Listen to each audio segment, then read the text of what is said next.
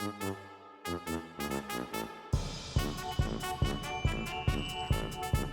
Pickles LaVey, and I characterize myself as a satanic sex clown and a drag thing.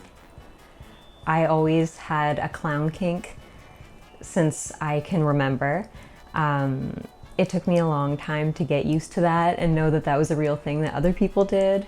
But over the years, I experimented with different kinks and kink communities and BDSM stuff. Coulrophilia can be different for different people. It could be balloon popping, which is mostly about, you know, the anticipation of being startled. I mean, bouncing on balloons feels cool too, but generally it's just about having your heart beating as you're waiting to get startled by a loud noise. Mess is a big thing. You know, if you're like rolling around in food stuff, or you're making a mess, or you're smearing makeup.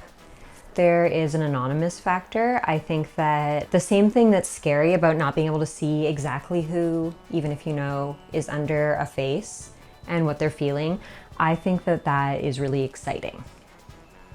I started really incorporating balloon fetish and clown kink in maybe 3 or 4 years ago, around when I moved to Toronto. And I didn't do it before. I didn't think that there would be an audience for it, and I've really grown since moving here in incorporating that stuff, and it's weird, and people like weird. Most of the time people are afraid of clowns, and as a touring clown burlesque dancer, I have been told so many different people's stories of how much they hate clowns. Everyone tells you. I think people are a little turned on by being a little bit frightened, little kind of horrorgasm stuff, and I think people really want to be clown fetishists and they just don't know it yet. You know, you're just turning coulrophobia into coulrophilia by exposure of something different than they would have imagined. If I'm doing sideshow, I will do various pain-proof stripping. So that could involve stapling or needle play, putting nails in my nose, or doing body lighting. When I'm doing any kind of onstage piercing or stapling, it definitely affects people in the audience. My major obstacles with getting into burlesque was I had terrible self-esteem and just horrific stage fright.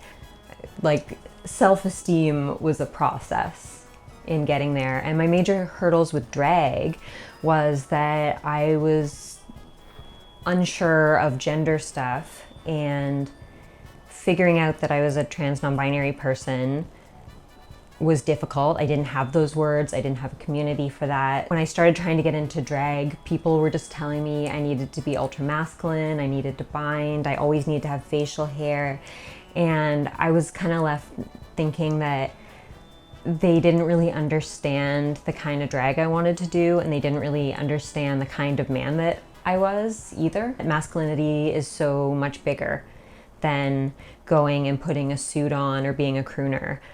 Like, it's just a whole spectrum, and my part of that spectrum was more like some kind of a drag alien.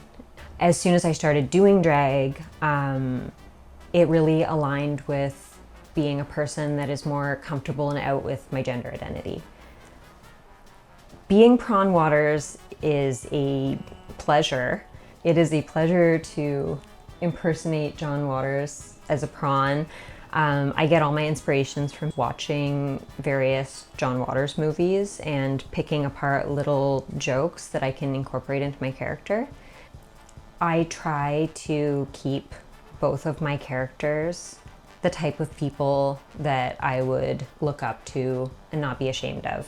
As time progressed, if I removed all the shame and all the issues that came with, you know, self-hatred or figuring yourself out or low self-esteem, the actual stage character was more similar to who I would become in real life. So now who I am on stage is not particularly different than who I am off stage. I made my way in by doing more classical stuff, and slowly over the years started to become who I actually am on stage, and I don't think that's necessary.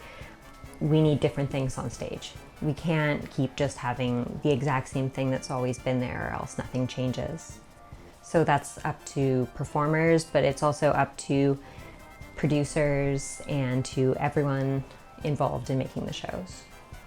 Being out and living openly can be really dangerous, so you are under no pressure to do anything in the open that you're not ready to do yet.